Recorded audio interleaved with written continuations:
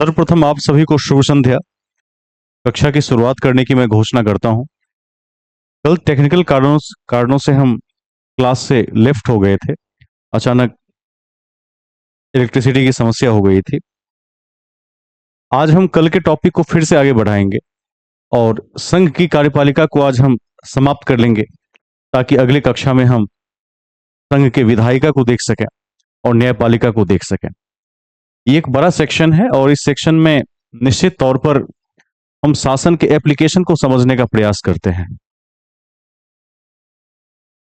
एक बार बार अकाउंट आ रहा है, नेम नॉट अवेलेबल, किसका है एक बार देख लीजिए।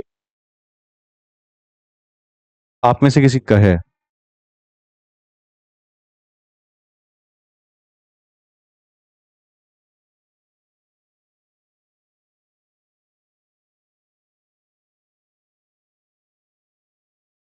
ठीक है, तो मुख्य बातों पर आ जाते हैं। कल हम किचन कैबिनेट सिस्टम पर चल रहे थे और अचानक बीच में कनेक्शन इंटरप्ट हो गया था। आज उसको फिर से आगे बढ़ाते हैं। आज इस क्लास को इतिश्री कर देंगे।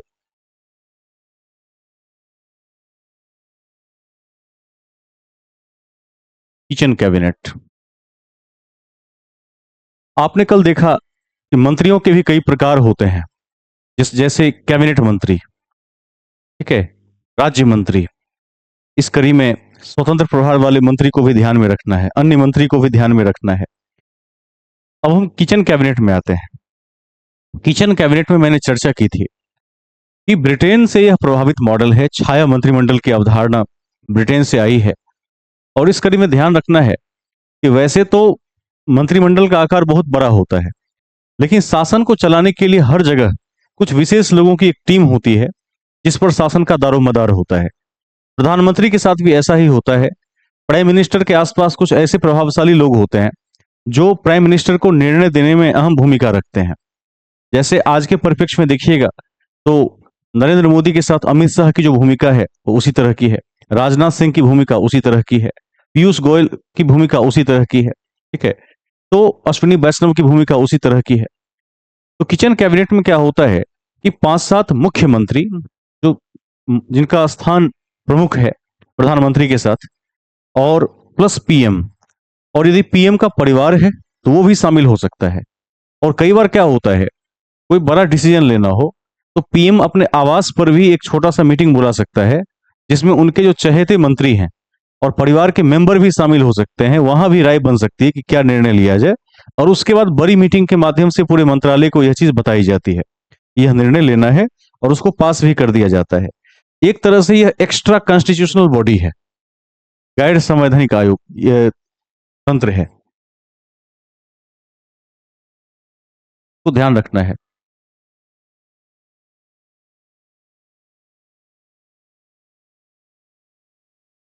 एक्स्ट्रा कॉन्स्टिट्यूशनल बॉडी, ठीक है। इसमें हेडिंग बना लीजिए किचन कैबिनेट, और पहला पॉइंट यही लिख दीजिए, फर्स्ट पॉइंट यही लिख दीजिए किचन कैबिनेट में। लिखिए,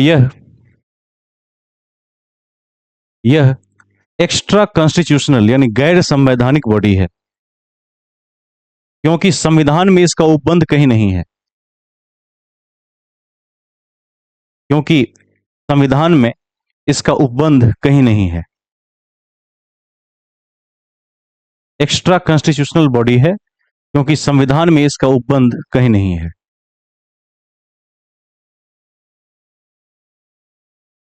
यह विचारधारा ब्रिटेन से प्रभावित है। नेक्स्ट पॉइंट,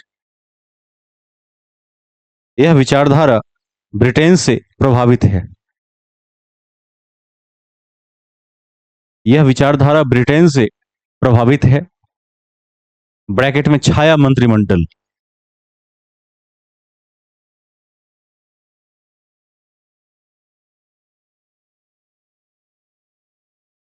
छाया मंत्रिमंडल। नेक्स्ट पॉइंट लिखिए, विचारों की गोपनीयता बनाए रखने के लिए, विचारों की गोपनीयता बनाए रखने के लिए, विचारों की गोपनीयता बनाए रखने के लिए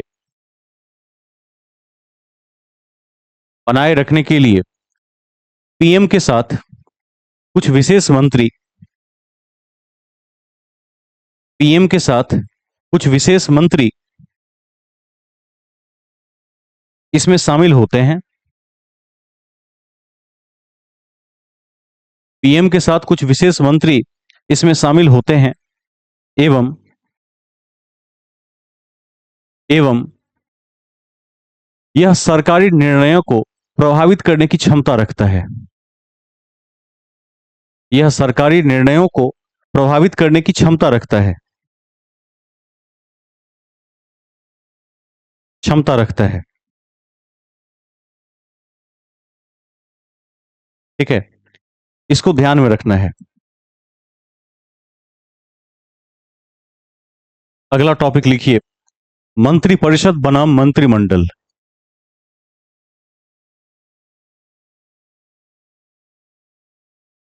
मंत्रिपरिषद वर्सेस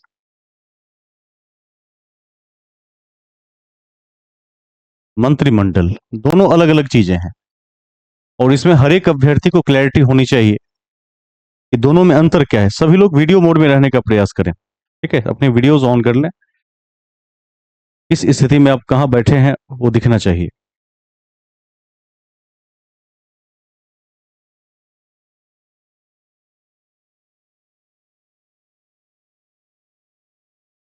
आगे चलते हैं। अब जवाब देने के लिए तैयार रहेंगे कि मंत्रिपरिषद क्या है और मंत्रिमंडल क्या है। कौन बता सकते हैं? कैबिनेट क्या है और काउंसिल ऑफ मिनिस्टर्स क्या है? किसको पता है?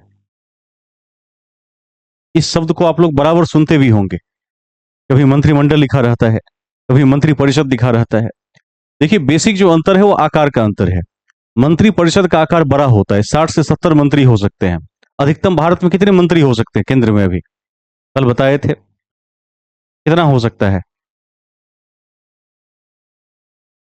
अधिकतम कितना हो सकता है, कौन बताएंगे? और किस संशोधन के माध्यम से बताए थे, कौन बता सकते हैं? संख्या में कितनी होगी? संख्या में कल लिखा दिए थे 83 होगी, 83 होगी। 91st संविधान संशोधन 2003 के माध्यम से कहा गया कि कुल लोकसभा के सदस्यों की संख्या का मैक्सिमम 15% ही मंत्री हो सकता है। टीआरई 1 और बीपीएससी के पीटी की परीक्षा में लगभग 10 बार से अधिक, एसएससी रेलवे की परीक्षा में 20 से 25 बार यह क्वेश्चन पूछा गया है कि मैक्सिमम कितना परसेंट का हो सकता है।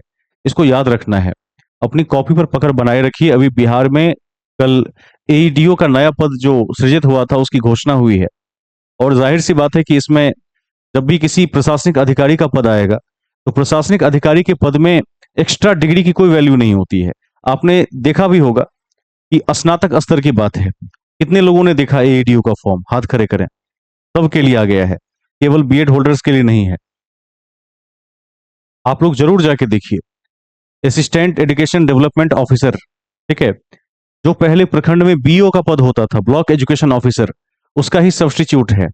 और उसमें यदि आप देखेंगे इतनी शानदार रणनीति बनाई गई है, बस सरकार ने एक जगह थोड़ा सा कमी की। वो कमी इसमें की कि ग्रेड पे लेवल 5 का नहीं होना चाहिए था, क्योंकि लेवल 5 में आमतौर पर भारत सरकार में देखा जाए तो डीएसएसबी में एक सिक्योरिटी ऑफिसर का पद जरूर है दिल्ली अधीनस्थ सेवाओं में जो लेवल 5 का आता है, अन्यथा अधिकारी की शुरुआत ही लेवल 6 से होती है, 4200 ग्रेड पे से होती है। यहाँ पर सरकार के पास राजस्व की कमी है बिहार में, इसको देखते हुए अभी 5 रखा गया। लेकिन ध्यान रखना है, एक समय में बीपीआरओ जो पंचायती राज पदाधिकारी है बिहार सिविल सेवा के अधीन, बीपीआरओ एक समय में लेवल 6 में आता था, आज बीपीआरओ लेवल 7 में आता है। तो इस बात से बिल्कुल भी घबराना नहीं है कि वो लेवल 5 का पद है, कोई छोटा सा पद नहीं है। हो सकता है कि अभी 8th पे कमीशन आने वाला है, 8th पे कमीशन में बड़े बदलाव की संभावना भी है। इसमें हो सकता है वो वापस से लेवल 7 में आ जाए जैसे वो पहले हुआ करता था। तो एईडीओ के लिए तैयारी कीजिए। 100 नंबर की भाषा है जिसमें 70 नंबर का हिंदी है और 30 नंबर की अंग्रेजी है। उसमें केवल क्वालिफाई करना है, अंग्रेजी में 30% नंबर लाना है। 30 का 30% 9 नंबर होता है, 10 मान के चलिए आप। 10 नंबर ला लेंगे, उसके बाद नंबर की जरूरत भी नहीं है, वहां वो नंबर काउंट नहीं होता है। हिंदी में 70 में से कितना लाना है? वहां भी 21 नंबर लाना है, 21 कोई ला सकता है। इन दोनों विषयों में आपको यदि इंग्लिश देखना हो तो आप जरूर देख लीजिए, क्योंकि बिहार के बैकग्राउंड से हैं तो हो सकता है कि आपकी इंग्लिश उतनी अच्छी नहीं हो। उस राज्य में इंग्लिश की वरीयता थोड़ी सी कम रही है पाठ्यक्रमों में। किसी व्यक्ति का अच्छा भी हो सकता है, तो उनको पढ़ने की एक्स्ट्रा जरूरत नहीं है। मुख्य जो बात है, 100 नंबर का गणित और रीजनिंग है। जो स्कोरर विद्यार्थी होगा वो 100 का 100 स्कोर कर लेगा। और 100 नंबर का जीएस है, यानी सारा जो परिणाम है वो रीजनिंग, मैथ और जीएस के इर्द गिर्द घूमता है। सिंगल एग्जामिनेशन है, कोई इंटरव्यू नहीं है। और एक तरह से मानिए कि ब्लॉक में उसकी पोस्टिंग होगी और उस व्यक्ति के अंदर में ब्लॉक के समस्त विद्यालय होंगे। वो समस्त विद्यालयों के प्रभारियों का प्रभारी होगा।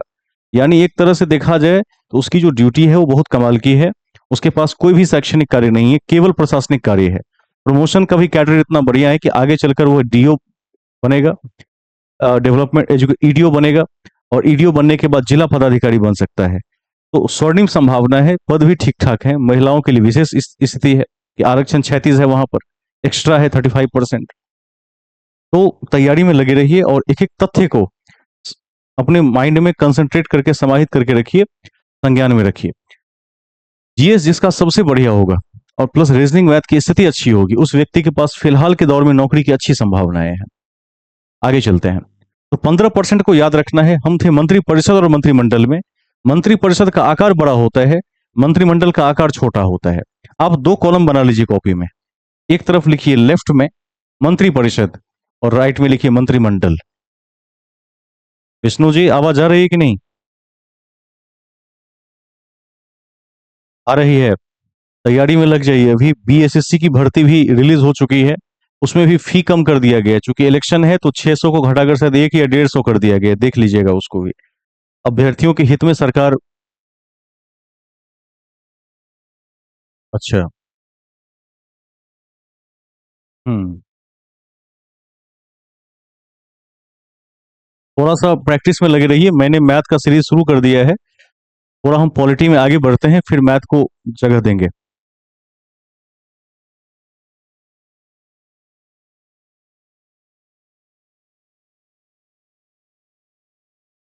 देखिए, गणित एक ऐसा विषय है, बहुत आसान विषय है। मैंने कोशिश भी किया है, शुरू किया था, 2 चैप्टर पढ़ाए हुए थे, फिर आगे उसको आगे बढ़ाएंगे। थोड़ा अभी समय का अभाव है और मेरे पास जीएस का एक बड़ा सेक्शन सामने है। इसको फिनिश करने के बाद उसको फिर से जगह देंगे।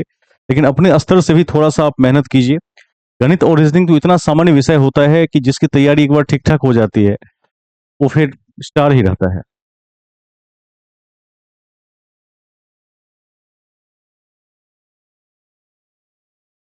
क्या फर्क पड़ता है? 10वीं लेवल का गणित है। किसी भी परीक्षा में गणित आएगा तो 10th के स्टैंडर्ड का ही आएगा, है ना। कॉन्सेप्ट क्लियर होना चाहिए। 10वीं तक जो अपने समय में अच्छे विद्यार्थी होंगे आप में से, उनको गणित की ट्यूशन पढ़ने की भी कहीं जरूरत नहीं है। इस बात को भी ध्यान में रखना है। जो 10वीं क्लास तक गणित के अच्छे विद्यार्थी थे।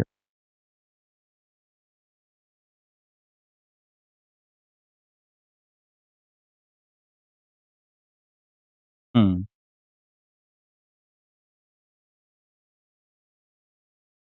गणित को थोड़ा सा देख लीजिए, अभी समय है। और क्लास में तो मैथ चलती रहेगी, लेकिन एक बात आप सभी को बता देता हूँ।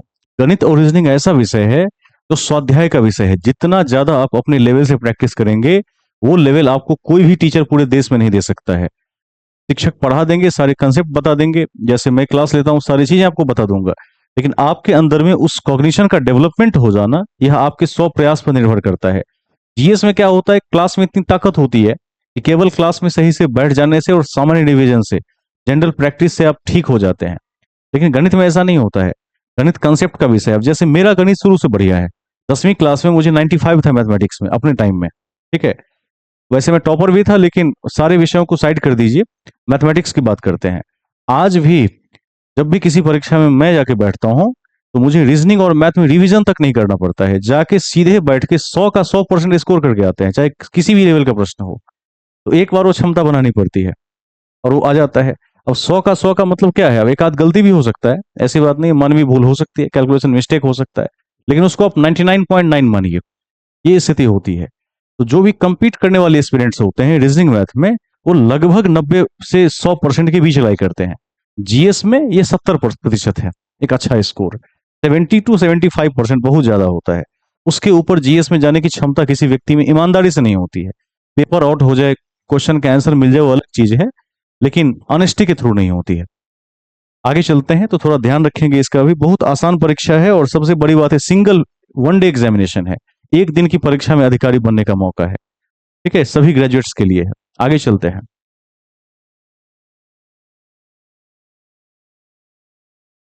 हम्म। इतना क्वेश्चन याद है आपको? कौन कौन सा पूछा हुआ था? ये भी एक बड़ा मानदंड है। यदि हम किसी परीक्षा में बैठते हैं, अब मेरी बात सुन लीजिए, जैसे हम किसी परीक्षा में बैठते हैं और उस परीक्षा में हमें प्रश्न पूरा याद रह गया, इसका मतलब हम कंप्लीट कर रहे हैं। और यदि हमें परीक्षा हॉल के बाद प्रश्न नहीं याद रहा तो हम कंप्लीट नहीं कर रहे हैं। ये भी एक मानदंड है। अब ये कैसे होता है? ये फॉर्मूला कैसे काम करता है? जैसे देखिएगा, जो विद्यार्थी पूरी तैयारी में होता है, यदि वो परीक्षा में बैठता है, उसको एक एक क्वेश्चन याद हो जाता है। अब आपको आश्चर्य लगेगा कि ऐसा कैसे हो सकता है। ऐसा होता है। आप एग्जाम हॉल से निकलिए, ऐसे बच्चों को नोटिस कीजिए जो पास करने वाला बच्चा है, एस्पिरेंट है, उसको पूछिएगा, वो लगभग बता देगा कि ये क्वेश्चन आया था, इसमें ये ऑप्शन था, मैंने ये गोला भरा है। मैं अपने साथ ये सब चीज फील कर चुका हूँ। लेकिन जिस व्यक्ति की तैयारी नहीं होती, उसको पता नहीं चलता कि क्वेश्चन आया कहाँ से था, उसको याद नहीं रहता। ये साइकोलॉजी का हिस्सा है। कितने लोग इससे सहमत हैं? वो हाथ खड़े करें। कितने लोगों ने फील किया है? ये भी होता है। चलिए, ये आपको तब होगा आपके साथ जब आपकी तैयारी पीक पर होगी। जैसे कोई ये जानना चाहता हो पहले कि मैं कंप्लीट करूंगा या नहीं, इसका सबसे बड़ा मानदंड है कि एग्जाम देके आए और उसके पास पेपर नहीं हो और वो आपको पूरा सुना दे कि ये क्वेश्चन पूछा था मोटा मोटा तौर पर, और ये इसका आंसर मैंने दिया। तो समझिए कि वो अव्वल दर्जे पर है, वो कंप्लीट करने की अच्छी स्थिति में है। ठीक है, आगे चलते हैं। दो कॉलम आपने बना लिया। मंत्रिपरिषद में लिखिए पहला पॉइंट, यह एक बड़ा निकाय है। यह एक बड़ा निकाय है जिसमें 60 से 70 मंत्री होते हैं। यह एक बड़ा निकाय है जिसमें 60 से 70 मंत्री होते हैं। इसमें लिखिए, यह एक छोटा निकाय है जिसमें 15 से 20 मंत्री होते हैं। वैसे भी मंत्रिमंडल माने क्या होता है? कैबिनेट। कैबिनेट में बहुत कम लोगों को जगह मिलती है, सिर्फ कद्दावर नेताओं को जगह मिलती है। इसको ध्यान में रखना है।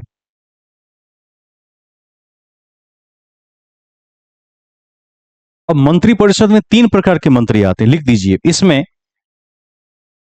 कैबिनेट मंत्री प्लस राज्य मंत्री प्लस उप मंत्री आते हैं। इसमें कैबिनेट मंत्री प्लस राज्य मंत्री प्लस उप मंत्री आते हैं। उप मंत्री आते हैं, सब आ जाएगा इसमें। तभी इसकी संख्या क्या होगी? 70 के आसपास होगी। राइट साइड में लिख दीजिए, इसमें केवल कैबिनेट मंत्री आते हैं। इसमें केवल कैबिनेट मंत्री आते हैं।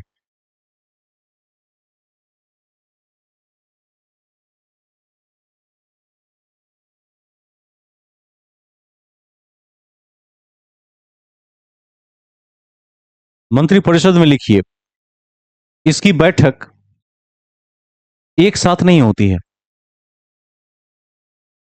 इसकी बैठक एक साथ नहीं होती है। एक साथ नहीं होती है। राइट साइड में आइए, मंत्रिमंडल में। इसकी बैठक सामान्यतः हफ्ते में एक बार होती है। इसकी बैठक सामान्यतः हफ्ते में एक बार होती है। हफ्ते में एक बार होती है। एक बार होती है। अब मंत्रिपरिषद के बारे में जान लीजिए। इसके पास भी सभी शक्तियां हैं, लेकिन ये शक्ति केवल किस पर है? कागज पर है, वास्तविक नहीं है। ये कागज पर है, ऑन पेपर है केवल। इसके पास सभी शक्तियां हैं लेकिन वास्तविक हैं, क्योंकि किचन कैबिनेट भी जब बैठेगा तो उसमें कैबिनेट मंत्री ही बैठेगा, जो प्राइम मिनिस्टर के सबसे चहेते मंत्री होंगे। सामान्य मंत्रियों को वहां जगह नहीं मिलेगी। तो नेक्स्ट पॉइंट मंत्रिपरिषद में लिख दीजिए, इसके पास समस्त शक्तियां होती हैं, लेकिन केवल कागज पर, केवल कागज पर।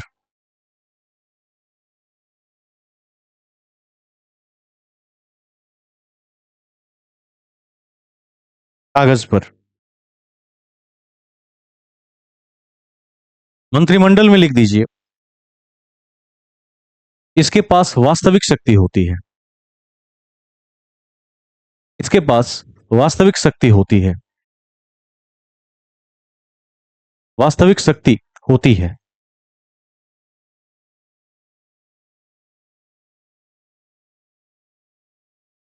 ठीक है, इस तरफ लिखिए, मंत्रिपरिषद में। यह एक संवैधानिक निकाय है। यह एक संवैधानिक निकाय है। आर्टिकल 74 और 75। यह एक संवैधानिक निकाय है। आर्टिकल 74 और 75। मंत्रिमंडल में लिख दीजिए, इसकी चर्चा कैबिनेट शब्द के रूप में कहां पर है? कौन बताएंगे? 352 में है। Very good. इसकी चर्चा कैबिनेट शब्द के रूप में, इसकी चर्चा कैबिनेट शब्द के रूप में आर्टिकल 352 में है। आर्टिकल 352 में है। कैबिनेट शब्द के रूप में आर्टिकल 352 में है। ठीक है, ब्रैकेट में लिख दीजिए, मूल संविधान में वर्णित नहीं था। क्या नहीं था? कैबिनेट शब्द मूल संविधान में वर्णित नहीं था। मूल संविधान में वर्णित नहीं था। कैसे जोड़ा गया? किस संशोधन में जोड़ा गया?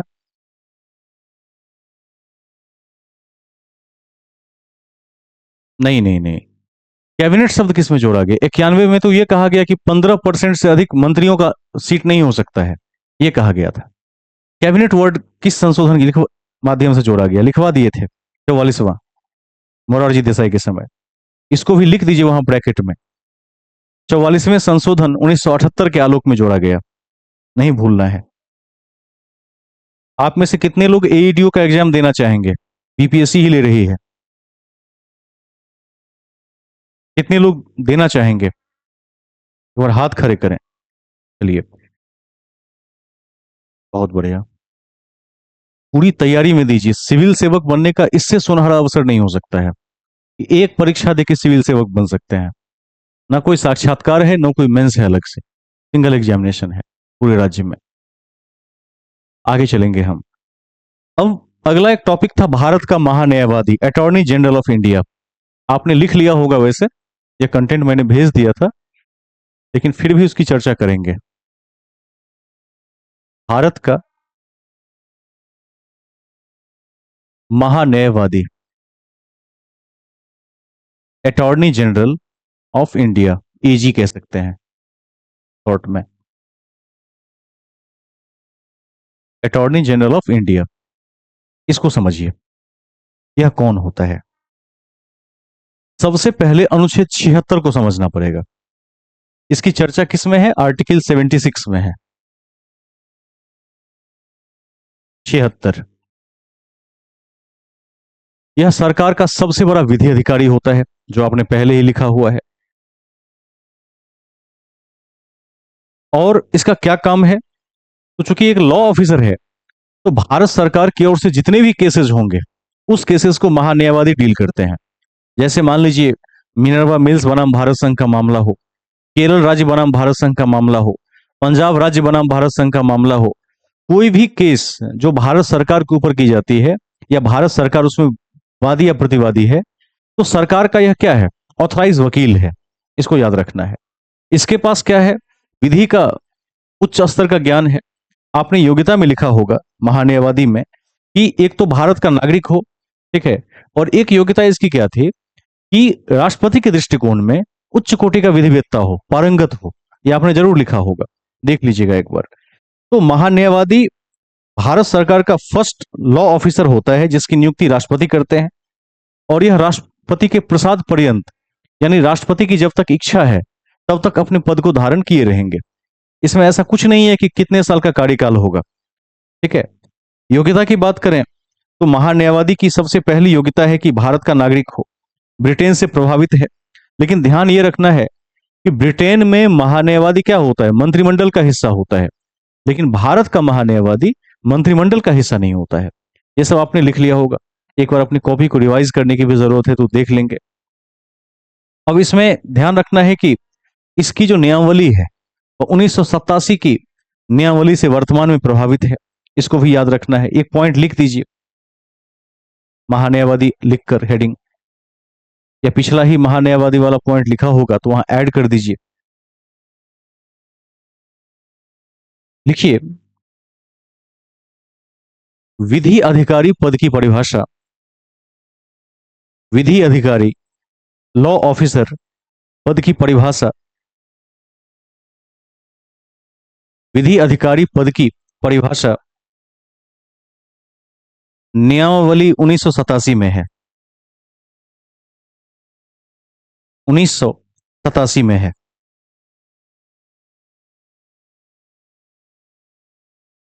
1987 में है।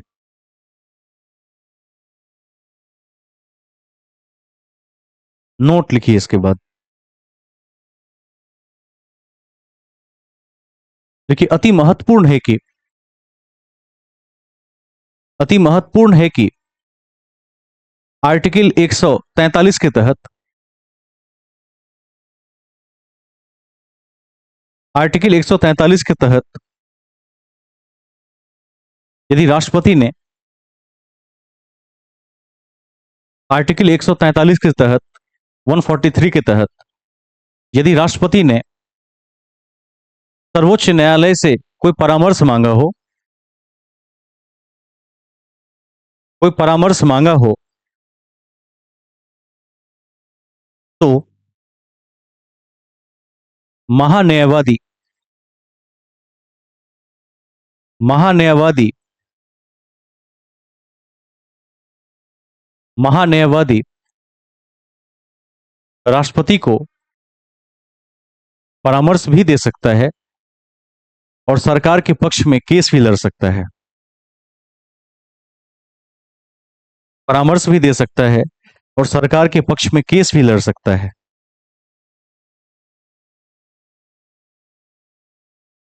केस भी लड़ सकता है। नोट नंबर 2, नोट नंबर 2 में लिखिए, महान्यायवादी का पद ब्रिटेन से प्रभावित है।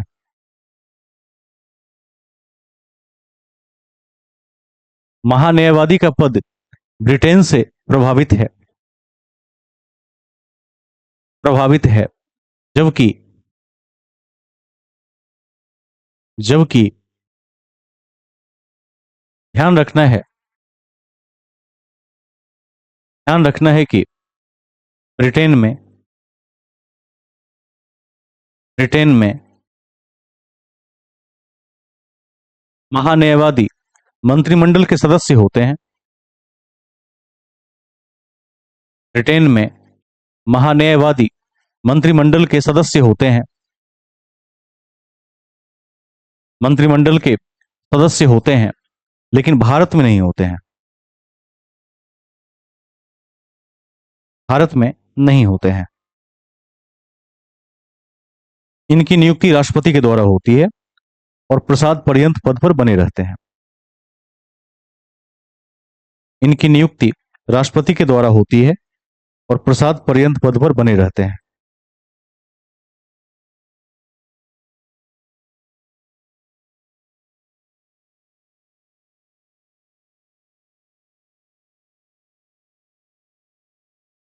ठीक है। दो चार बातें मैं केवल दोहरा देता हूं, सब कंटेंट भेज दिए थे, वहां से आपने लिख लिया होगा।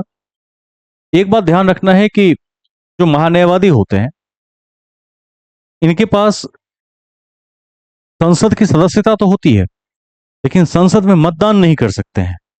इसको बिल्कुल याद रखना है। यह वोट नहीं दे सकते संसद में, मतदान नहीं कर सकते।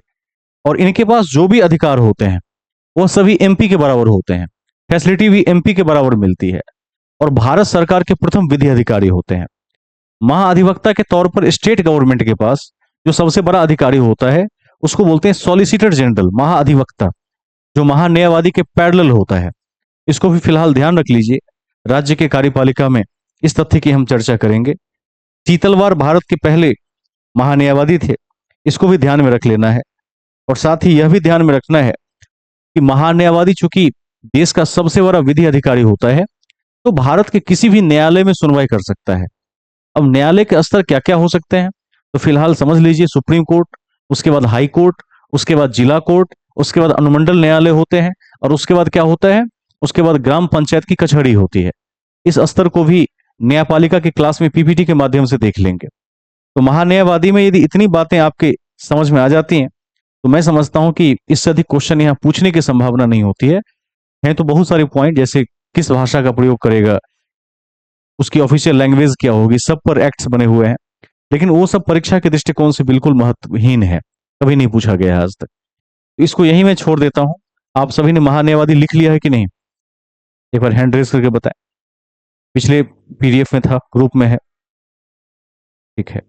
जिन्होंने नहीं भी लिखा हो निश्चित तौर पर उसको लिख लेंगे। वो मैं अलग से अब नहीं लिखवाऊंगा क्योंकि वो पहले ही दिया जा चुका है।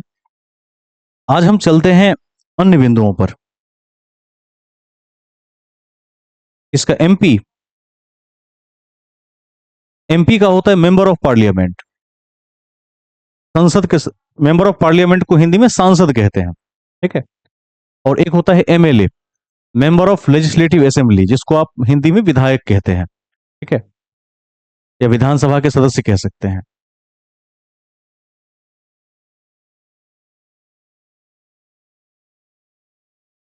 तो हम चलेंगे अन्य बातों में। अन्य बातें भी लिख लीजिएगा, मैं यहां आपको समझा देता हूं। और यह सीरीज शायद भेज भी दिया है मैंने।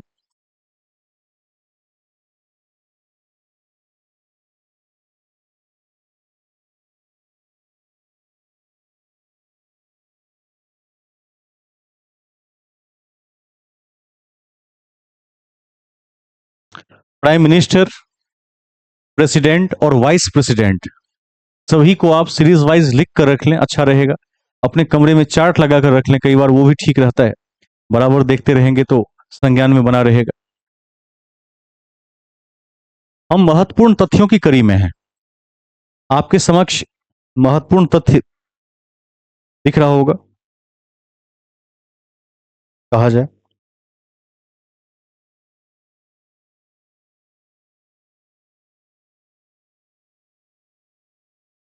एक बार अपने क्वेश्चन को दोबारा रिपीट, थोड़ा माइक पास लेके रिपीट करें एक बार। हम्म।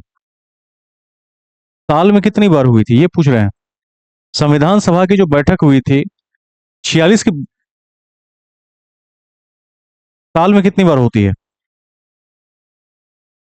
अब नहीं होती है, हो चुकी है। एक ही बार हुई, मैंने 3 बार हुई, 9, 11 और 13 दिसंबर को।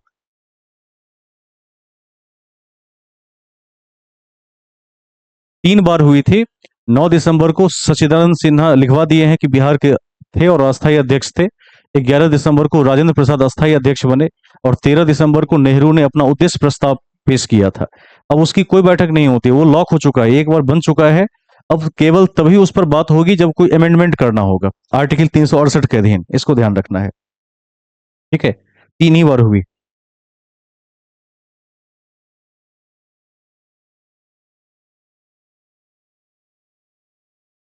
मुख्य रूप से 3 बैठक हुई, वैसे छोटी छोटी बहुत सारी मीटिंग्स हुई, लेकिन मुख्य 3 बैठक को ध्यान में रखना है, 9, 11 और 13। उसके बाद कुछ याद नहीं रखना है।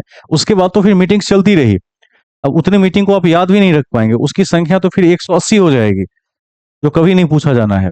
केवल 3 को याद रखना है कि सेटिंग कैसे हुई, एस्टेब्लिशमेंट कैसे हुई। एस्टेब्लिशमेंट के बाद तो जैसे कोई कार्यालय बन जाता है एक बार, तब तो फिर उसमें हर 2 दिन पर मीटिंग होती है, उस मीटिंग को कोई नहीं पूछता है, उसकी कोई महत्ता भी नहीं है, ठीक है। हमें सिर्फ पोटेंशियल वाले पॉइंट्स को ध्यान में रखना है कि कहां कहां पर चेंजेस हुए थे, ठीक है। आगे चलते हैं। इसमें अभी हम महत्वपूर्ण फैक्ट्स में हैं। एक बार इन फैक्ट्स को आप देख लीजिए, आपके समक्ष है प्रदर्शित। पहला पॉइंट है, संघीय कार्यपालिका का मुखिया भारत का राष्ट्रपति होता है, इसको नहीं भूलना है। कई अभ्यर्थी गलती से प्राइम मिनिस्टर टिक कर देते। देखिए, प्रधानमंत्री कागज पर मुखिया नहीं है, ठीक है। प्रधानमंत्री क्या है? वास्तविक मुखिया है।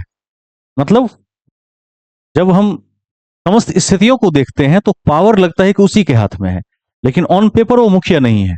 परिवार का मुखिया राष्ट्रपति होता है। भारत के राष्ट्रपति का निर्वाचन राज्यसभा, लोकसभा और राज्यों की विधानसभाओं के निर्वाचित मेंबर्स द्वारा किया जाता है। 100 बार से अधिक पूछा गया क्वेश्चन है। इसमें विधान परिषद के लोग भाग नहीं लेते हैं, इसको सदैव ध्यान रखिएगा। इसमें गलती नहीं करना है परीक्षा में। नेक्स्ट, भारत के राष्ट्रपति को संसद द्वारा महाभियोग की प्रक्रिया से हटाया जा सकता है। आप पढ़ चुके हैं, भारत का राष्ट्रपति अपना त्यागपत्र उपराष्ट्रपति को संबोधित करके देता है।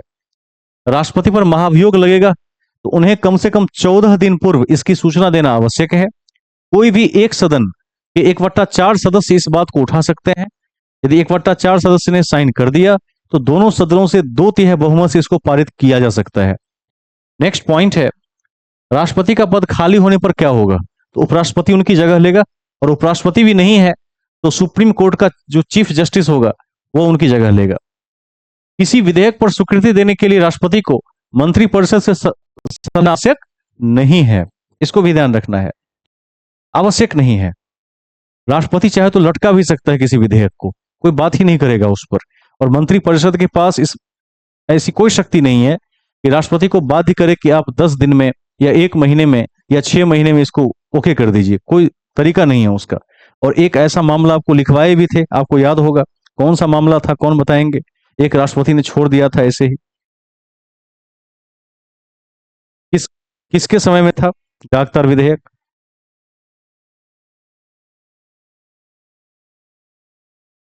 राष्ट्रपति बताइए, मोरारजी देसाई नहीं। राष्ट्रपति का नाम बताना है। अच्छा, पढ़ाए हैं कि नहीं?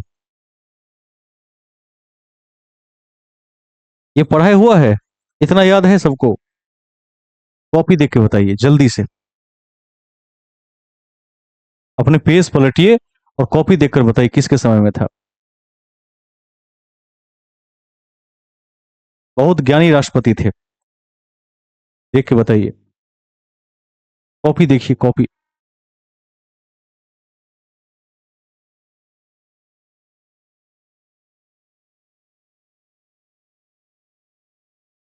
कौन बता सकता है?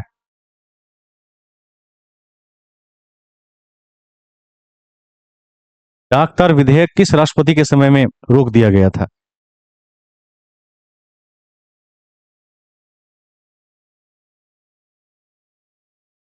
एक बार देख के बताइए। आप लोग देख के बता सकते हैं कि नहीं? यह भी देखने योग्य होगा। राष्ट्रपति लिखे हैं कि नहीं? सबने लिखा होगा। उसमें देखिए पलट कर कहां पर है। इसी बहाने कम से कम एक बार रिवीजन हो जाए।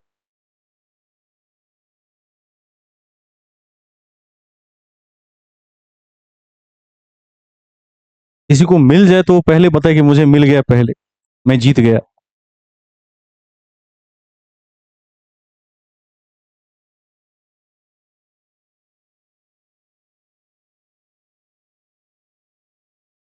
अभी मैंने हिंट भी किया कि बहुत ज्ञानी राष्ट्रपति थे, तब भी किसी ने जवाब नहीं दिया।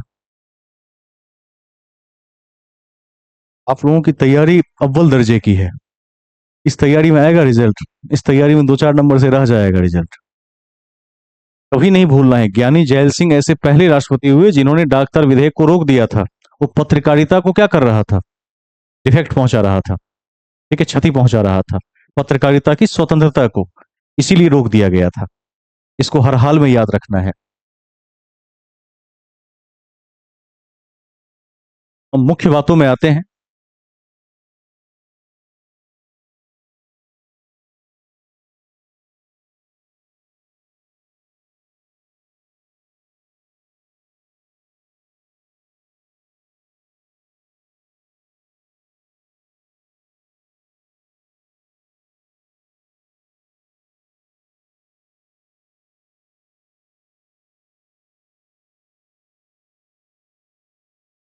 पीडीएफ लगता है करप्ट हो गया क्या? कोई बात नहीं, पीडीएफ है मेरे पास वैसे। थोड़ा पीडीएफ भी ओपन हो रहा है कि नहीं, WPS से खोल के देख लें।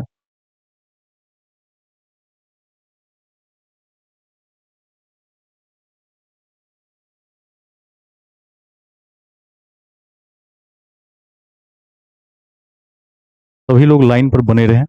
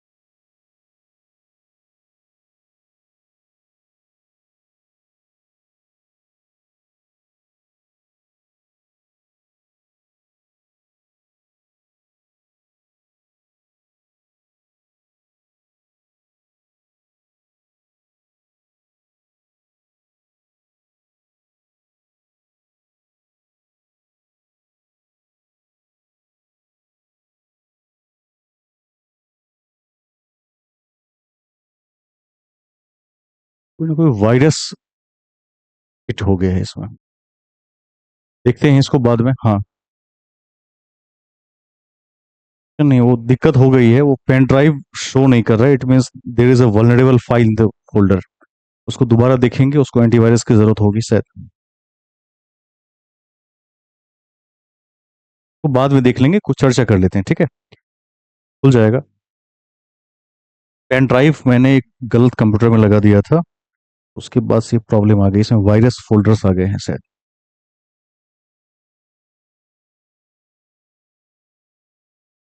आगे चलते हैं, कुछ बिंदुओं की चर्चा कर लेते हैं।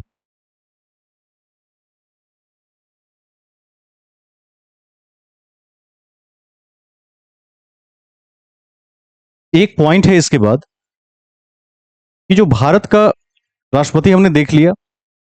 अगला पॉइंट है कि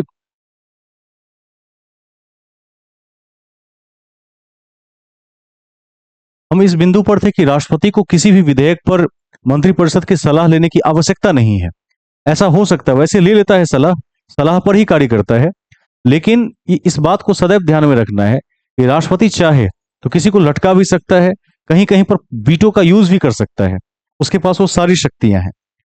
एक पॉइंट इसमें है, अगला बिंदु, भारत का राष्ट्रपति उपराष्ट्रपति की नियुक्ति नहीं करता, उपराष्ट्रपति का निर्वाचन होता है। अब नियुक्ति और निर्वाचन अलग अलग चीजें हैं। आप सभी को यह ध्यान रखना है कि प्रधानमंत्री की क्या होती है, नियुक्ति होती है, उसका निर्वाचन नहीं होता। निर्वाचन केवल किसका होता है? लोकसभा के सदस्यों का होता है, एमपीज का होता है, पीएम का नहीं होता। जो जीता हुआ दल है, बहुमत दल है, वो अपना मुखिया जिसको चुन लेता है, राष्ट्रपति को अनुशंसा कर देता है कि इसको आप बना दीजिए, तो राष्ट्रपति उसको बना देते हैं, फिर कोई दिक्कत की बात नहीं होती है। लेकिन उपराष्ट्रपति का नियुक्ति नहीं होता, उपराष्ट्रपति का चुनाव होता है। इसको संज्ञान में रखना है।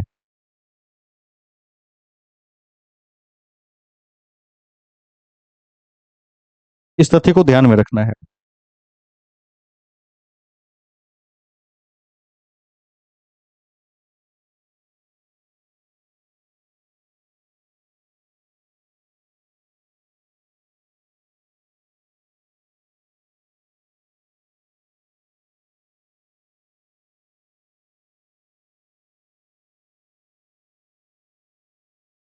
अगले पॉइंट में चलते हैं।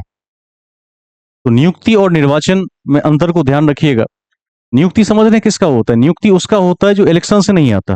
क्या प्रधानमंत्री इलेक्शन से आता है या नहीं आता है? नहीं आता है। प्रधानमंत्री किसी को बनाया जा सकता है। जैसे एक पार्टी जो बहुमत प्राप्त पार्टी है, वो अपने में से किसी ऐसे मेंबर को प्रधानमंत्री के लिए नॉमिनेट करवा सकती है जो चुनाव में खड़ा तक नहीं हुआ है। शर्त यह है कि 6 माह के अंदर उसे या तो लोकसभा की या राज्यसभा की सदस्यता हासिल करनी होगी। तो पीएम की नियुक्ति होती है, राष्ट्रपति और उपराष्ट्रपति का चुनाव होता है, और यह चुनाव होता है अनुपातिक चुनाव के माध्यम से या एकल संक्रमणीय मत पद्धति के माध्यम से होता है। हम नेक्स्ट पॉइंट में चलते हैं। अगला एक बिंदु है इसमें, भारत के उपराष्ट्रपति का निर्वाचन एक निर्वाचक गण के द्वारा होता है। आपको याद रखना है कि 20 प्रस्तावक और 20 अनुमोदक की आवश्यकता पड़ती है। राष्ट्रपति के लिए 50 और 50 की आवश्यकता पड़ती है। ये सब पॉइंट हमने लिख लिया है। राष्ट्रपति का वेतन 7th पे कमीशन के अनुसार 5 लाख रुपया महीना है, जबकि उपराष्ट्रपति का वेतन 7वें पे कमीशन के अनुसार वर्तमान में 4 लाख रुपया मासिक है, प्लस भत्ते अलग से मिलते हैं।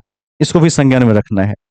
अगला एक पॉइंट लिखा हुआ है, उपराष्ट्रपति को पद से राज्यसभा के प्रस्ताव के माध्यम से हटाया जा सकता है। नहीं, राज्यसभा चाहे तो उपराष्ट्रपति को हटा भी सकती है। यह भी ध्यान रखना है कि जब उपराष्ट्रपति राष्ट्रपति का पद संभालेगा तो उस समय वो राज्यसभा का पदेन अध्यक्ष नहीं होगा। राज्यसभा के जो उपसभापति होते हैं वे पदेन अध्यक्ष की भांति कार्य करेंगे। अगले पॉइंट में चलते हैं।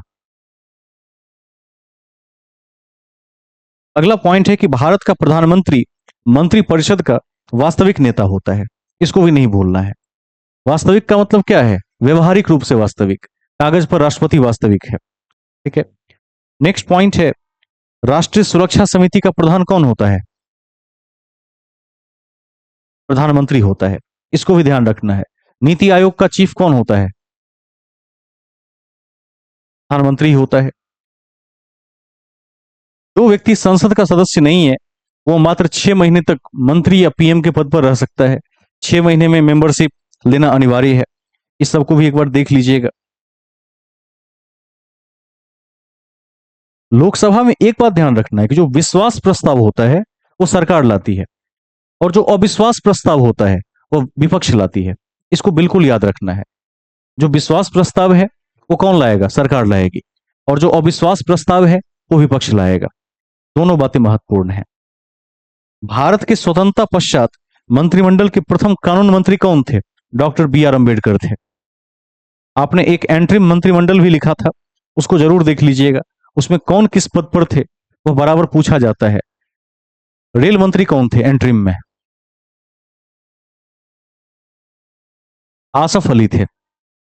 और रक्षा मंत्री कौन थे?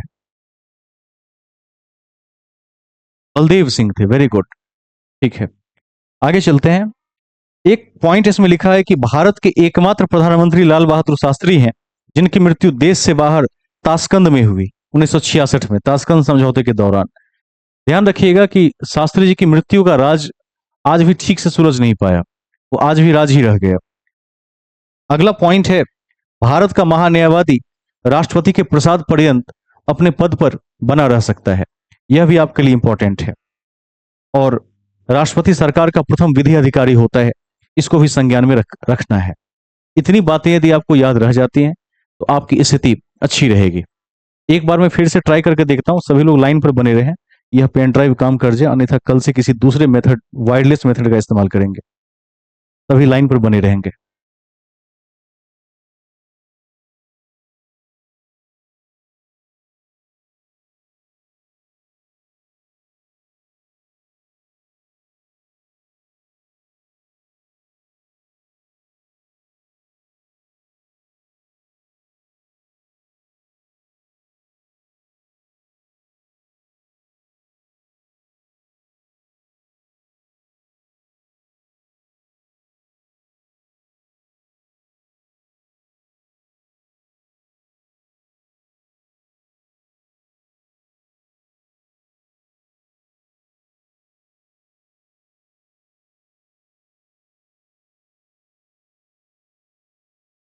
कहा जाता है, कंप्यूटर साइंस में कहा जाता है कि पेन ड्राइव को किसी भी अनऑथराइज जगहों पर नहीं लगाना चाहिए।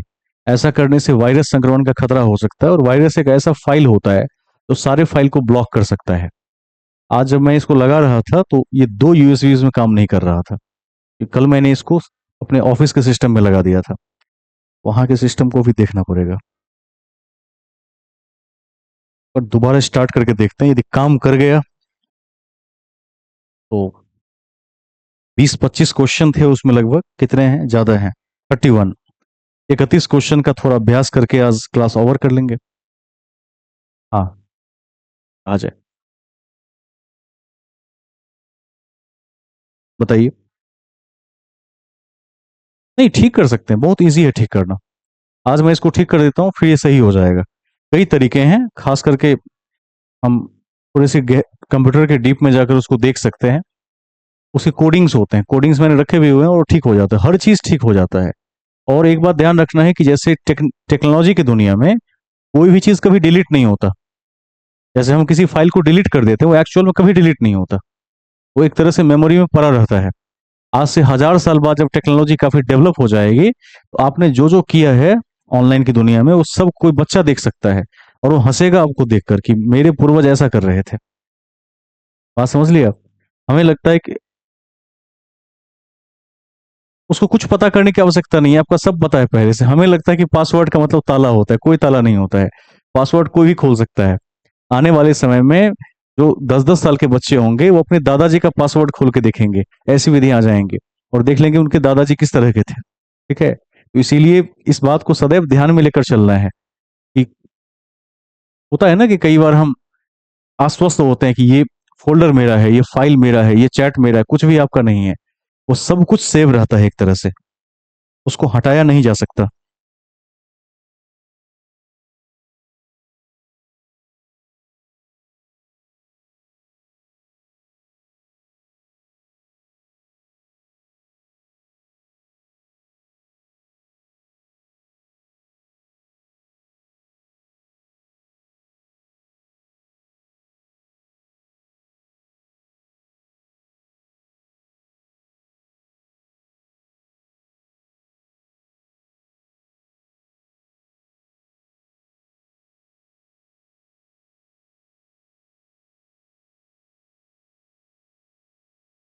तभी लाइन पर बने रहेंगे।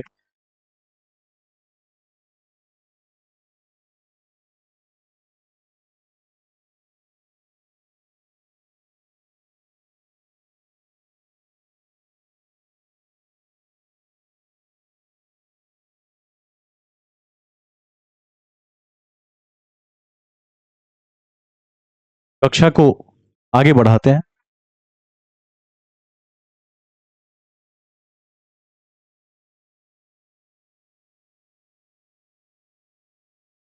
ये सारे पॉइंट्स आप तक वैसे भी मैंने भेज दिए हैं, एक बार देख लीजिएगा। अब चलते हैं क्वेश्चन आंसर में। इस सेट में 31 क्वेश्चंस हैं। पहला क्वेश्चन क्या है? भारत सरकार को कौन सा अधिकारी सदस्य न होते हुए भारतीय संसद की कार्यवाही में भाग लेने का अधिकार रखता है? कौन रखता है इसमें से? क्या जवाब होगा? Attorney general. क्या होगा? Attorney general. ध्यान रखना है, जिसको आप हिंदी में कहते हैं महान्यायवादी, एजी। देखिए, बीपीएससी ने इस क्वेश्चन को पूछा भी है, आपको यह याद रखना चाहिए कि महान्यायवादी क्या होता है। महान्यायवादी मेंबर ना होते हुए भी संसद की कार्यवाही में भाग ले सकता है। अब यहां मेंबर का क्या मतलब है कि वो कोई मंत्री मंत्री नहीं होता है, कोई एमपी नहीं होता है, लेकिन फिर भी संसद की कार्यवाही का हिस्सेदार हो सकता है, वोट नहीं दे सकता। इसको ध्यान रखना है। अगले प्रश्न में चलते हैं।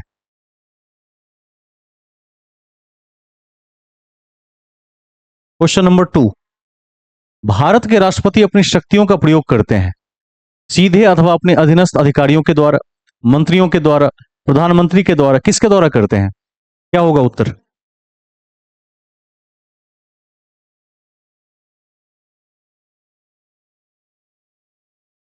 मंत्रियों के द्वारा। राष्ट्रपति किस अधिकारी के माध्यम से शक्ति का प्रयोग करेंगे? ऐसा कौन अधिकारी हो सकता है? ऐसा कोई अधिकारी नहीं हो सकता। राष्ट्रपति मंत्रिमंडल की शक्ति को लेकर चलते हैं, मंत्रियों के परामर्शन पर चलते हैं। इसको ध्यान रखना है। अधिकारी तो क्या है? अधिकारी तो मंत्रियों के नीचे की चीज है। अधिकारी से ऊपर मंत्री है, मंत्री को राष्ट्रपति फॉलो करेंगे। ठीक है, बी उत्तर होगा इसका, नहीं भूलना है। आमतौर पर भारत के प्रधानमंत्री क्या होते हैं? संसद का सदस्य नहीं होता है, लोकसभा का सदस्य होता है, राज्य का सदस्य होता है, और एक और ऑप्शन हो सकता है इसमें,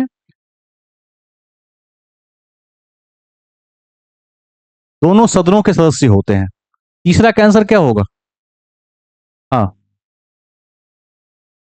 इसका प्रश्न है।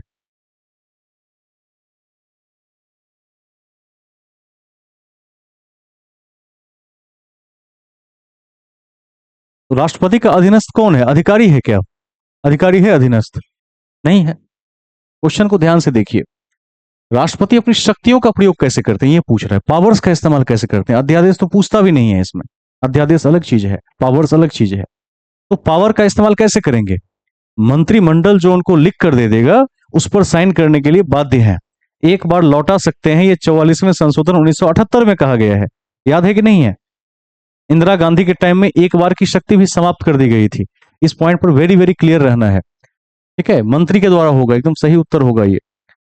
आमतौर पर भारत के प्रधानमंत्री होते हैं लोकसभा का मेंबर, याद रखिएगा, आमतौर पर। वैसे किसी एक सदन का मेंबर होना आवश्यक है। ठीक है, लोकसभा का मेंबर सही उत्तर है इसमें। क्वेश्चन नंबर 4 को देखिए। यदि राष्ट्रपति और उपराष्ट्रपति का पद खाली हो तो कौन संभालेगा? मुख्य न्यायाधीश संभाल लेगा। ठीक है, पांचवा देखिए। श्रीमती प्रतिभा पाटिल का भारतीय गणतंत्र के राष्ट्रपति के रूप में क्रम क्या है?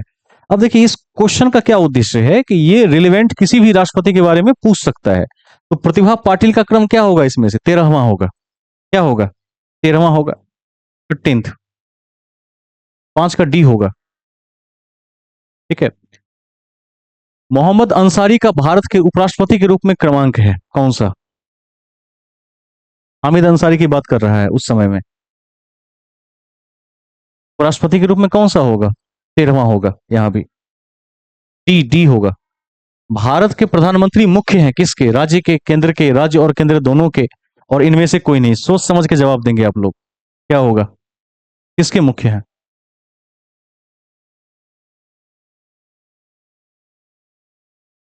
इसका उत्तर होगा केंद्र सरकार के, राज्य का नहीं।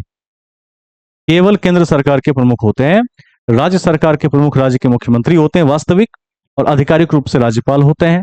यदि ऐसा होता कि केंद्र के प्रमुख प्रधानमंत्री जो सबके प्रमुख हो जाते, तो भारत के शासन को संघात्मक नहीं एकात्मक कहा जाता। ये पहले क्लास में पढ़ा दिए थे। संघ और राज्य के बीच में क्या है? शक्तियों का विभाजन है भारत में। बी होगा। और देखिए, सारे क्वेश्चन एक तरफ से पूछे गए हैं, एक भी ऐसा क्वेश्चन नहीं है जो कभी ना पूछा गया हो। वो तो एक बार यहां लिखा हुआ, ये कई कई बार पूछे गए हैं, वो मेंशन नहीं है इस पर। Question number 8। 8 का जवाब दीजिए। 8 का उत्तर क्या होगा?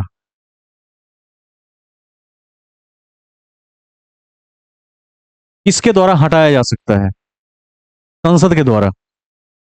ठीक है, संसद के दोनों सदन यदि महाभियोग पारित कर दें तो राष्ट्रपति को हटाया जा सकता है।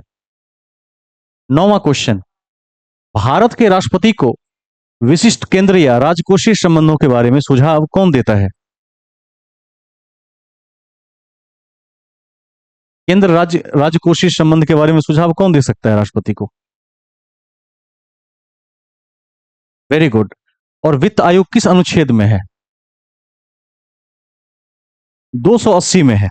इसको भी संज्ञान में रखना है। अगला क्वेश्चन 10वां। कौन से दो लगातार 2 बार राष्ट्रपति रहे?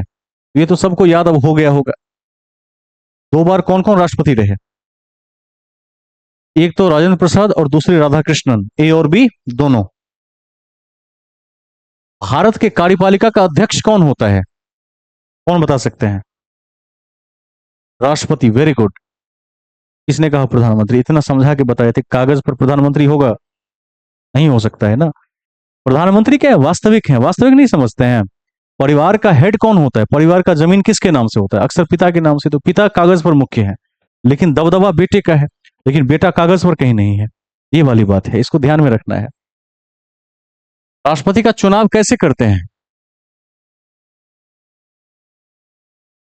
एकल हस्तांतरणीय द्वारा।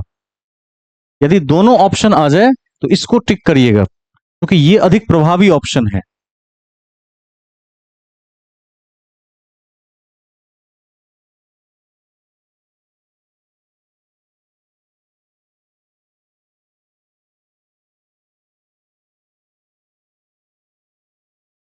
आगे चलते हैं। कहां थे इसमें?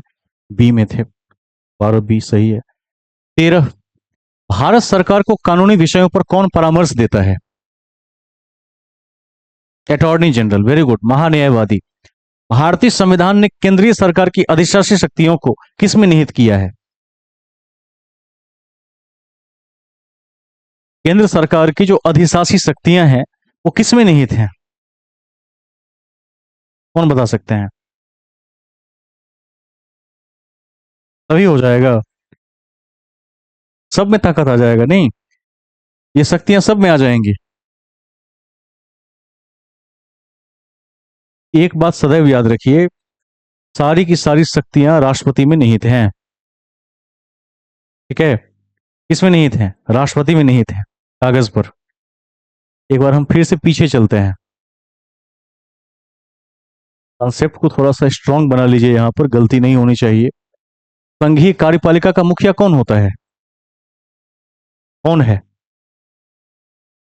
राष्ट्रपति है। तो फिर राष्ट्रपति ही उत्तर होगा, दूसरा कोई उत्तर नहीं होगा।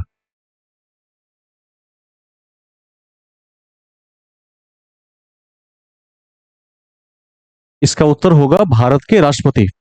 15 को देखिए, संविधान में मंत्रिमंडल शब्द का एक ही बार प्रयोग हुआ है और वो कहां पर है? 352 में। और भी ऑप्शंस देख लीजिए, कुछ और ऐसा है क्या?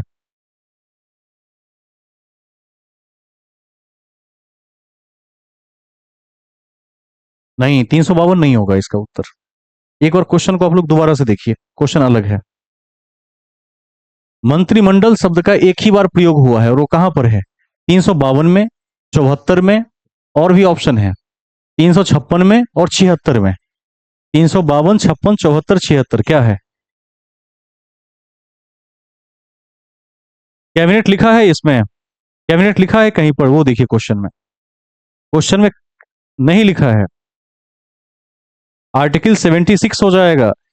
मंत्रिमंडल शब्द का प्रयोग तो है आर्टिकल 76 में, कैबिनेट शब्द का प्रयोग नहीं है। वो आप कहेंगे कि सर कैबिनेट को ही हिंदी में मंत्रिमंडल कहते हैं, वो नहीं चलेगा यहां पर। वर्ड की बात हो गई। जैसे भारत और इंडिया भले ही एक देश के दो नाम है, लेकिन दोनों अलग अलग शब्द हैं। एक आंग्ल भाषा का शब्द है, दूसरा हिंदी भाषा का शब्द है।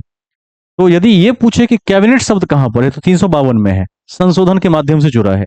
मंत्रिमंडल कहां पर है? 76 में है। ठीक है, आर्टिकल किस में है? 76 में है। इसको ध्यान रखिएगा। एक बार जो सेट मैंने आपको कल भेजा था, उस सेट को एक बार मैं दोबारा से देख लेता हूं, यदि मुझे मिल जाएगा वो पॉइंट तो आप तक पहुंचा देंगे। वैसे मैंने कई बार इसकी खुद चर्चा की है, मंत्रिमंडल की कई बार बताया भी है। फिलहाल इसको याद रख लीजिए। इस सेट को मैं दोबारा देखूंगा, इसमें नहीं होगा तो अलग से लिखवा देंगे कहीं पर। मंत्रिमंडल अलग वर्ड है, कैबिनेट अलग वर्ड है। कैबिनेट वर्ड नहीं है, मंत्रिमंडल वर्ड है, हिंदी वाला शब्द है। ठीक है। भारत के राष्ट्रपति को यह अधिकार नहीं प्राप्त है कि वह क्या करे। कौन सा अधिकार नहीं है? सर्वोच्च न्यायालय के न्यायाधीश को हटाए। और किसी का उत्तर है? वेरी गुड, यही उत्तर सही होगा। क्षमा प्रदान करने की शक्ति है, आपातकाल की घोषणा करने की शक्ति है, अध्यादेश जारी करने की शक्ति है। सुप्रीम कोर्ट के न्यायाधीश को कौन हटा सकता है? राष्ट्रपति नहीं हटा सकता, तो कौन हटा सकता है? कोई नहीं हटा सकता है, संसद हटा सकती है। ठीक है, संसद के पास अवशिष्ट शक्ति है। संसदीय याद है कि नहीं? संसदीय संप्रभुता और न्यायिक सर्वोच्चता के बीच समन्वय का रास्ता अपनाया गया है। संविधान की 17 विशेषताओं में से ये भी लिखवाए थे। संसद हटा सकता है। ठीक है, महाभियोग चलाकर। संसद राष्ट्रपति को भी हटा सकता है महाभियोग चलाकर। आगे चलते हैं। मंत्री परिषद उत्तरदायी है किसके प्रति? मंत्री परिषद उत्तरदायी है किसके प्रति? अब देखिए, यहां फंस जाएंगे, यहां फंस जाएंगे। देखिए, एक पॉइंट लिखवाए थे प्रधानमंत्री पर, समझ लीजिए। अच्छा, लगने से नहीं होगा। वो लाइन मुझे कोई पहले सुनाए कि मैंने क्या लिखवाया था इसके रिगार्डिंग, कल भी लिखवाए थे। वो लाइन मुझे पहले कोई सुनाए। Very good. व्यक्तिगत रूप से राष्ट्रपति के प्रति, असामूहिक रूप से लोकसभा के प्रति। ठीक है। अब देखिए, अब सुनिए एक बार। अब देखिए, राष्ट्रपति के प्रति हो सकता है, अध्यक्ष होगा ही नहीं, पीएम होगा ही नहीं, दो ऑप्शन वैसे ही कट गए। अब व्यक्तिगत रूप से पूछता तो राष्ट्रपति होता, यदि सामूहिक रूप से पूछता तो संसद।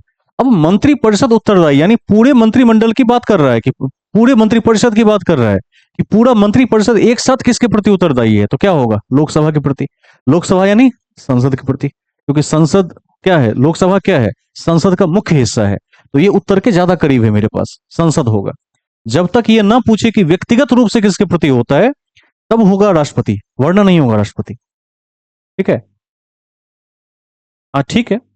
देखिए, ऑप्शन कहने से पहले मुझे वो लाइन सुना दीजिए, प्रमेय सुना दीजिए जो मैंने लिखाया है। ऑप्शन तो मान लीजिए चार लोग, जैसे एक उदाहरण देता हूं, चार लोग बैठ जाएंगे, तो चार लोग यदि एबीसीडी अलग अलग बोल देंगे तो किसी का सही नहीं हो जाएगा, पक्का हो जाएगा सही। लेकिन कंसेप्ट आपके पास है कि नहीं, इस बात की बड़ी वैल्यू है कि आप दोबारा परीक्षा देंगे तो क्या वहां सही होगा, क्या वहां गलत हो जाएगा। तो कंसेप्ट पर अधिक बल देना है। 18 में भारत के उपराष्ट्रपति के संबंध में कौन सा कथन असत्य है? 18 का जवाब दीजिए, क्या गलत है? तो बहुत हल्का क्वेश्चन है, आसान है। Very good. उपराष्ट्रपति का चुनाव भारत का राष्ट्रपति करता है, ये साफ गलत है। उपराष्ट्रपति का चुनाव राष्ट्रपति थोड़े करता है, नहीं करता है, निर्वाचन होता है। तो इसका उत्तर आपने दे दिया। नेक्स्ट में चलते हैं। भारतीय संविधान भारत के राष्ट्रपति को अधिकार नहीं देता है, किस चीज का अधिकार नहीं देता है राष्ट्रपति को? 19 का जवाब दीजिए।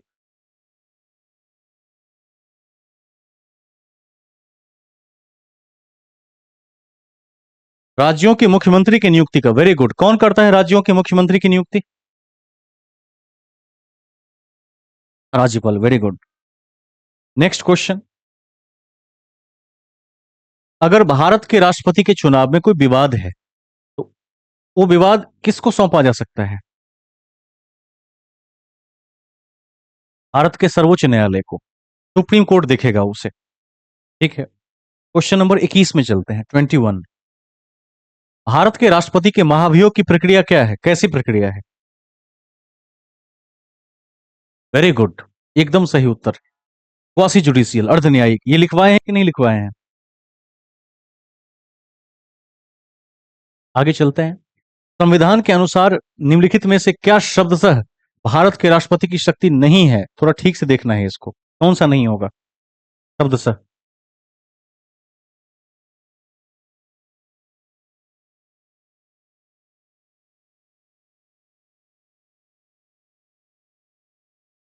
Very good. संसद के सदनों को संदेश भेजना, यह शब्दतः सटीक नहीं है। ठीक है। लेकिन अध्यादेश, समाधान और आर्टिकल 143 के तहत सुप्रीम कोर्ट से परामर्शन, इस तीनों की क्या है? पूरी शक्ति है राष्ट्रपति के पास। की उत्तर होगा इसका। नेक्स्ट में आइए। क्वेश्चन नंबर 23 को मिलाकर दिखाइए क्या उत्तर होना चाहिए, और कौन सा विकल्प कह देंगे केवल 23 में।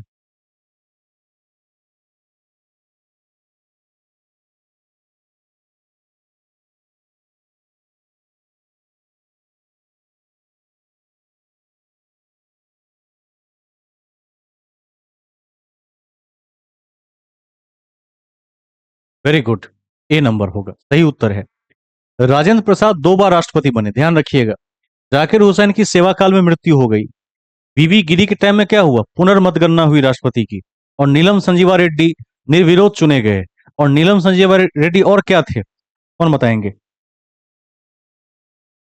राष्ट्रपति के अलावा? वेरी गुड, लोकसभा के अध्यक्ष। और क्या थे?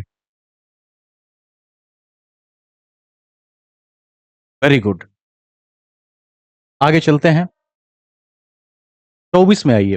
भारत सरकार की पदानुक्रम सारणी में भारत के मुख्य न्यायाधीश के ऊपर कौन आता है? अब ये रैंक के हिसाब से है, तो देख लीजिए इसमें जो सीजेआई के ऊपर कौन आ सकता है।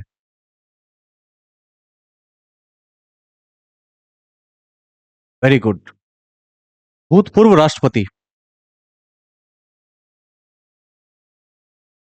अगला क्वेश्चन है, भारत के उपराष्ट्रपति का चुनाव किस तरह होता है?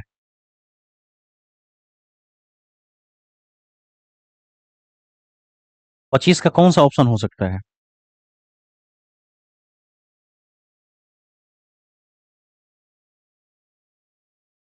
लोकसभा, राज्यसभा और सांसदों के द्वारा सीधे चुनाव से। उपराष्ट्रपति पूछा है ना, सही है। हाँ, ये ठीक है, ई होगा इसका। राज्यसभा का सभापति कौन है? उपराष्ट्रपति है। आपको ध्यान रखना है कि उपराष्ट्रपति केंद्रीय विश्वविद्यालयों के पदेन कुलपति भी होते हैं, इसको भी संज्ञान में रखना है।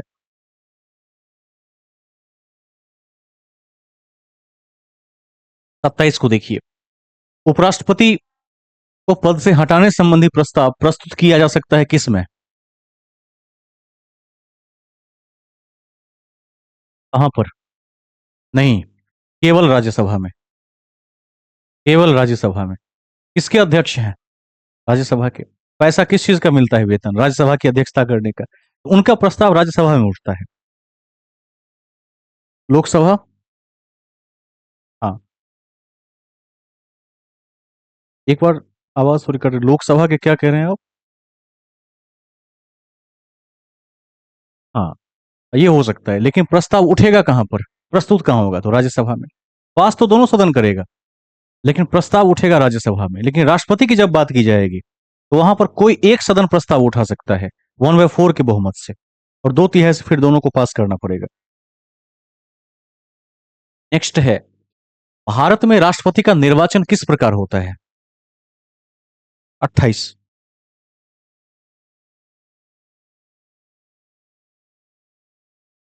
अप्रत्यक्ष मतदान से। ठीक है। 29 नंबर क्वेश्चन है, निम्नलिखित में से किसे संसद के दोनों सदनों में बोलने, अन्य कार्यवाही में सम्मिलित होने और किसी भी संसदीय कमेटी का सदस्य होने का अधिकार तो है, वोट देने का अधिकार नहीं है? ये तो सब बता सकते हैं, अब अभी लिखाए हैं कुछ देर पहले। वोट देने का अधिकार अटॉर्नी जनरल के पास नहीं है, महान्यायवादी के पास नहीं है, बाकी कार्यवाही में हिस्सा ले सकता है। लोकसभा और राज्यसभा की संयुक्त बैठक किसके द्वारा आहूत की जाती है? ये बहुत इंपॉर्टेंट क्वेश्चन है। आहूत का मतलब क्या होता है? बुलाया जाता है। तो बुलाता है राष्ट्रपति, आहूत करता है राष्ट्रपति, इसको ध्यान रखिएगा। और संबोधित कौन करता है? लोकसभा का स्पीकर, लोकसभा अध्यक्ष। अलग अलग है दोनों। बुलाएंगे राष्ट्रपति, संबोधन करेंगे लोकसभा के स्पीकर। निम्नलिखित में से राष्ट्रपति किसकी नियुक्ति करता है? तभी हो जाएगा इसमें। ऑल। तो आपने संघ की कार्यपालिका को आज देख लिया। संघ की कार्यपालिका में यदि राष्ट्रपति को ठीक से याद रख लेते हैं, राष्ट्रपति के समस्त अधिकार, कार्यक्षेत्र, शक्ति और वीटोज को याद रखते हैं, तो आपकी स्थिति अच्छी रहेगी। उपराष्ट्रपति को भी सेम ध्यान रखना है, प्रधानमंत्री को ध्यान रखना है, कैबिनेट खास करके जो वर्ड है उसको अलग से ध्यान रखना है, मंत्रिमंडल और मंत्रिपरिषद के अंतर को ध्यान रखना है, मंत्रियों के प्रकार को ध्यान में रखना है। साथ ही यह भी ध्यान में रखना है कि यहाँ पर कौन कौन सी विशेष उपबंध संशोधन के माध्यम से ऐड किए गए। राष्ट्रपति परिवार का मुखिया होता है, इसको याद रखना है। ठीक है। अन्य बातों को देख लीजिएगा आज जो आपके सामने था। तो इस प्रकार इस चैप्टर की मैं समाप्ति की घोषणा करता हूं। अगले क्लास में हम पढ़ेंगे केंद्र की विधायिका, और विधायिका को देखने के बाद, क्योंकि अभी कार्यपालिका समाप्त हुआ है, विधायिका को ही संसद कहते हैं, इसको नहीं भूलना है। वहां पर लोकसभा और राज्यसभा को ठीक से पढ़ेंगे, दोनों कैसे काम करते हैं, शून्यकाल क्या होता है, प्रश्नकाल क्या होता है, लोकसभा के अधिकार क्षेत्र क्या क्या है, राज्यसभा में जो सदस्य चुन के आते हैं वो किस विधि से आते हैं, किस राज्य का प्रतिनिधित्व कितना है, बिहार की कितनी सीटें हैं राज्यसभा में, कितनी है, कितना है बिहार का? 16। Very good. 16 सीट है। और लोकसभा का कितना है?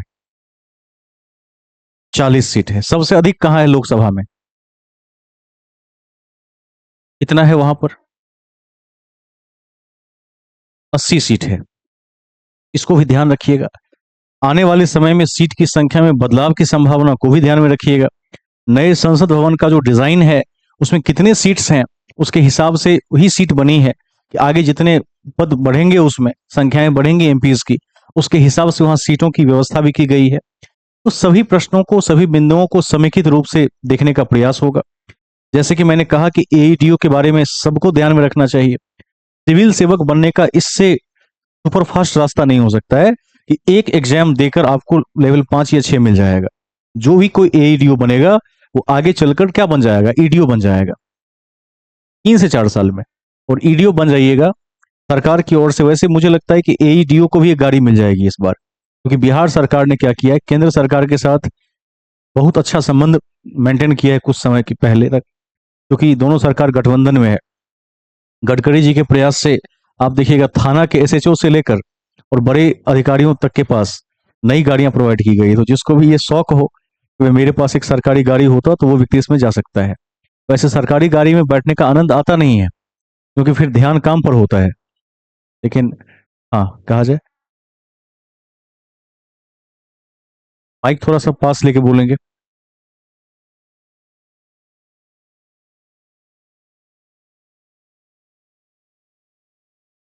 थोड़ा सा टाइप कर दीजिए, अच्छा रहेगा, थोड़ी आवाज कट करके आ रही है।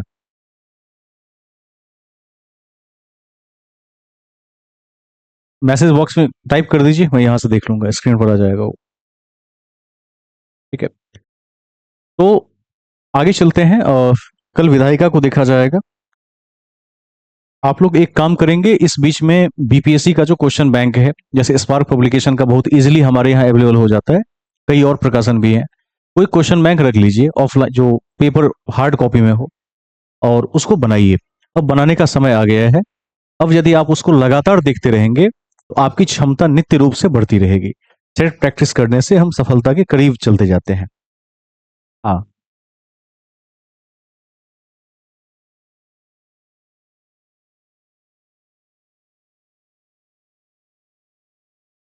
क्लास किसका छूट गया है?